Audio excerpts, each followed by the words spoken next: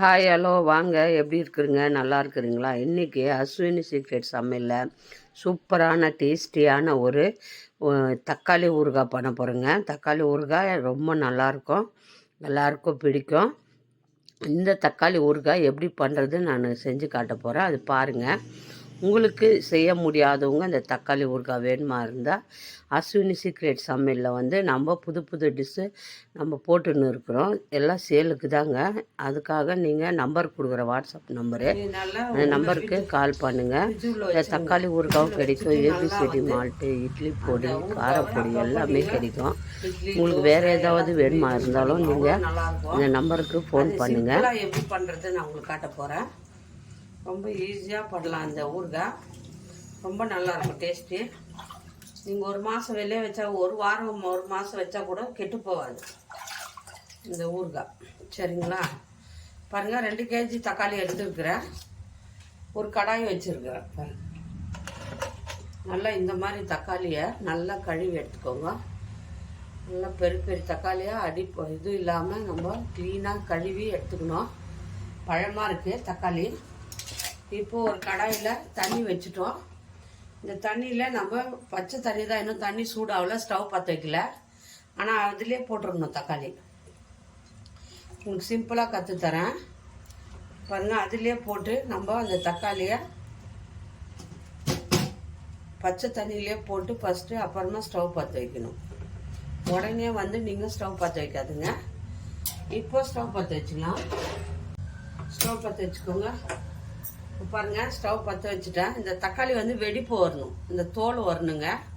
அந்த தோல் வர வரைக்கும் இந்த தண்ணி சூடாகி ஒரு 10 நிமிஷம் விடுங்க. நல்லா தண்ணி சூடாகி இந்த தக்காளியும் வெந்து மேலே இருக்கிற தோல் வந்துடும், வெடிப்பு விட்ரும். அது எப்படி எடுக்கும்போது நான் காட்டுறேன் உங்களுக்கு. எந்த மாதிரி வெடிப்பு வருது அப்போ எடுக்கணும். சரிங்களா? சிம்பிளான ஒரு டிஷ் இது. நீங்கள் வீட்டில் கூட பண்ணலாம், சூப்பராக பண்ணிக்கலாம். இது அவ்வளோ சிம்பிளான டிஷ்ஷு. பாருங்கள், இந்த தக்காளி நல்லா சூடாகி வெந்து வெடிச்சிடும். வெடித்த பிறகு எடுத்துகிட்டு என்ன பண்ணணும்னு சொல்கிறேன். பழம் தக்காளி இல்லையா, நல்லா பாருங்கள் வெடிப்பு விட்டுக்கணும். இந்த மாதிரி பக்குவத்தில் எடுக்கணும். உள்ள பச்சை வாசனைலாம் போய் தக்காளி நல்லா வெந்துடும். நல்லா வெடித்து பாருங்கள், தோல் உறிஞ்சிட்டு இருக்குது மேலே. அது எடுத்து ஒரு தட்டில் வச்சுருங்க. பாருங்கள், எல்லாமே வெடிச்சிருக்கு. ஒரு சில தக்காளி வெடிக்கலைன்னா ஒரு 2 நிமிஷம் விடுங்க. எல்லா தக்காளியும் வெடித்து வரணும், தோல் உரியணும். தெரிஞ்சுங்களா? இந்த தோல் எடுத்துடணும். அப்போ தான் நல்லாயிருக்கும் ஊறுகாய். இந்த தோல் எதுக்கு எடுக்கிறோன்னா, குடலில் போய் ஒட்டிக்காதுங்க. அந்த தோல் வாயில் அடப்படாது. குடல், வயிறு, தக்காளி தோல் அது ஒட்டிக்கும். அதனால அந்த தோலை எடுத்துட்டிங்கன்னா ரொம்ப நல்லாயிருக்கும். தோலை எடுத்துகிட்டு சட்னி, ஊறுகாவோ சட்னியோ எது பண்ணாலும் ரொம்ப டேஸ்டியாக இருக்கும். அந்த தோலோடு பண்ணும்போது அந்த தோல் வாயில் சாப்பிடும்போது கூட நம்மளுக்கு கடிப்படும். தக்காளியெல்லாம் எடுத்து கொஞ்ச நேரம் ஆற வச்சு தோல் எடுத்துடணும். மேலே தோல் எடுத்துட்டு அப்புறம் ஈஸியாக பண்ணலாங்க. ரொம்ப சிம்பிளான வேலை இது. எல்லாருமே வீட்டில்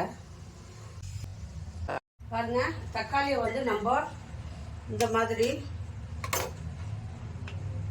தக்காளி தோல் உரிச்சிட்டுங்க. இதுதான் இந்த தோல் தனியாக எடுத்துட்டோம். தக்காளி ரொம்ப வேக வைக்கக்கூடாது இல்லையா? தக்காளி கரெக்டான பதத்தில் இருக்குது. இந்த மாதிரி தோல் உரிச்சிக்கணும். இந்த மாதிரி தோல் உரித்து தனியாக எடுத்துக்கோங்க. இதை பாருங்கள், இது வேஸ்ட்டு போட்டுடணும். இது வெறும் இந்த தக்காளியை உரிச்சது மட்டும் தான் நம்ம யூஸ் பண்ண போகிறோம். வேஸ்ட்டுதெல்லாம் போட்டுடணும். இப்போ இந்த தக்காளியை தாளிச்சிக்கலாம். இந்த தோல் தாங்க குடலெல்லாம் ஒட்டிக்கும். இந்த மாதிரி சிம்பிளான ஒரு ஊறுகாய் பண்ணி சாப்பிட்டு பாருங்கள் எப்படி இருக்குதுன்னு. பாருங்கள், எல்லாத்தையும் நான் தோல் உரிச்சு வச்சுக்கிறேன். ரொம்ப வேகவும் கூடாது தக்காளி. நல்லா இப்படி எடுத்தால் ஒடியவும் கூடாது, இப்படி இருக்கணும். இந்த பதத்தில் நீங்கள் வேக வச்சுக்கணும்.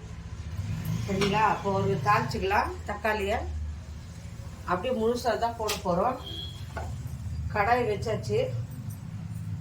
முழுசாக நம்ம தக்காளியை அப்படியே வதக்க போகிறோம். அது ஒரு மாதிரி டேஸ்ட்டாக இருக்கும். நல்லெண்ணெய் தாங்க ஊற்றணும். இது ஊறுகாய் இல்லையா, மாங்காய் ஊறுகாய். எல்லா ஊறுகாய்க்குமே நம்ம நல்லெண்ணெய் தான் ஊற்றணும்.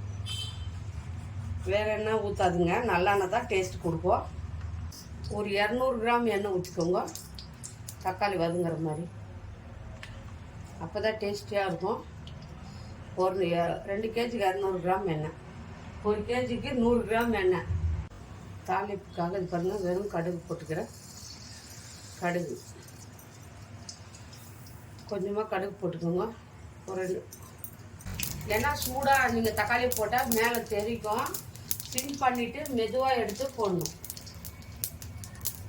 ஒன்று ஒன்றா எடுத்து மெதுவாக போடுங்க. ஏன்னா எண்ணெய் சூடாக இருக்குது, கடுகு தான் போட்டுருக்கோம். அதனால இது தக்காளி மெதுவாக போடணும்.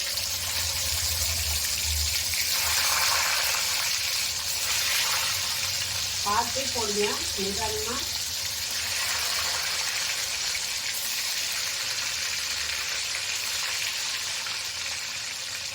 எண்ணெய் தெரிக்கும், மேலே உஷாராக போடணும்.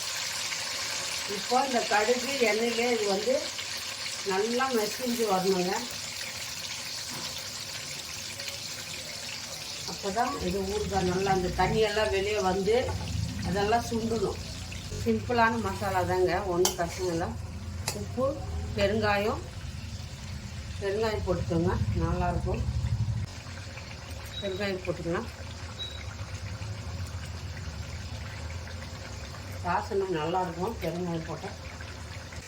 பாருங்கள், இந்த தக்காளி, இந்த கடுகு நல்லா வெந்து வரும். நல்லா தக்காளி இது வெந்ததுமே நீங்கள் நல்லா உடச்சி விடுங்க. தண்ணி ஃபுல்லு ட்ரை ஆகணும். தக்காளி நல்லா இந்த மாதிரி அதில் இருக்கிற தண்ணி, தக்காளி உள்ளே இருக்கு இல்லையா, அந்த தண்ணியெல்லாம் வந்துடும். அதை நம்ம அப்படியே நல்லா மசிச்சு விடணும். தக்காளி நல்லா வெந்து வரும். இப்போ உப்பு போட்டுக்கலாம், சால்ட்டு. ஏன்னா அது ஊறுகாய் மாதிரி வரும் கொஞ்சமாக, அதனால கொஞ்சமாக போட்டுக்கோங்க. ஜாஸ்தி உப்பாயிடும். எவ்வளோ வேணுமோ அவ்வளோ காட்டுங்க. உப்பு போட்டு நல்லா நல்லா மசிச்சு விடுங்க. இந்த அதில் இருக்கிற தண்ணி, இது தக்காளி தண்ணிங்க, தக்காளியில் வருது இல்லையா, தக்காளி முழுசாக தானே வேக வச்சோம். அதில் தக்காளி இருக்குது, இது தண்ணி இருக்குது. அது இப்படி நல்லா அப்படி மசிச்சு விட்டுங்கன்னா எல்லாம் கரைஞ்சிடும். அந்த தண்ணியெல்லாம் சுண்டுற வைக்க நம்ம யூஸ் பண்ணோம். நல்லா அப்படியே விடுங்க தண்ணியெல்லாம். பாருங்க, நல்லா எண்ணெய் பிரிஞ்சு தக்காளி மசிஞ்சு வந்துடுச்சு. இந்த மாதிரி ஈஸியாக பண்ணலாங்க இப்போ தக்காளி ஊறுகாய். இதில் புளிப்பு காரத்துக்கு நம்ம இன்னும் காரம் போடல. நான் பாருங்கள், கொஞ்சம் வெல்லம் போட்டுக்கோங்க. கட்டி வெல்லமாக இருந்தாலும் சரி, பொடி வெல்லம் கொஞ்சோண்டு வெல்லம் போட்டுக்கோங்க. அது போட்டால் எதுக்குன்னா காரம் புளிப்பு எல்லாம் கரெக்டாக இருக்கும். அப்போ தான் சாப்பாடு டேஸ்டியாக இருக்கும். பாருங்கள், மொத்தம் தக்காளி சுண்டி 2 கேஜி தக்காளி போட்டோம். பாருங்கள், எண்ணெய் பிரிஞ்சு வந்துடுச்சு. இது போட்டு இப்போ நம்ம இதில் ஒன்றும் மிளகாத்தூள் போடல, சரிங்களா? இல்லை, நம்ம இன்னும் மிளகாத்தூள் போடல. நல்லெண்ணெய் யூஸ் பண்ணுங்கள், நல்லாயிருக்கும். தக்காளி பாருங்கள், இப்படி தான் இருக்கணும், டேஸ்டியாக இருக்கும். ரொம்ப நைஸாக இல்லாத இந்த மாதிரி இருந்தால் சாப்பிட்றதுக்கும் நல்லாயிருக்கும். இப்போ நம்ம மிளகாத்தூள் போட்டுக்கலாம். போடுறேன் கொஞ்சமாக. எவ்வளோ காரம் வேணுமோ நீங்கள் போட்டுக்கலாம். நிறையா போடணும் இல்லை, உங்களுக்கு காரம் எவ்வளோ பிடிக்குமோ நிறையா போட்டிங்கன்னா சாப்பிட முடியாது. ஏன்னா நம்ம வெல்லமும் போட்டுக்கிறோம், காரம் சூக்கி கொடுக்கும். மொத்தமாக துரிஞ்சு வந்துடுச்சு. இப்படிதாங்க, இப்படி இருந்தால் தான் தக்காளி ஊறுகாய் கெட்டு போகாத. 1 வாரம் வச்சாலும் நீங்கள் கெட்டு போகாது. ஃப்ரிட்ஜில் வச்சிங்கன்னா 1 மந்த்துனாலும் கெட்டு போகாது இருக்கும். சூப்பரான கலர் பாருங்கள் எப்படி இருக்குது. சூப்பரான தக்காளி ஊறுகாய் ரெடி ஆகிடுச்சு பாருங்கள். சரிங்களா, நம்ம இன்னொரு டிஷ்ஷில் பார்ப்போம். பாய்ங்க.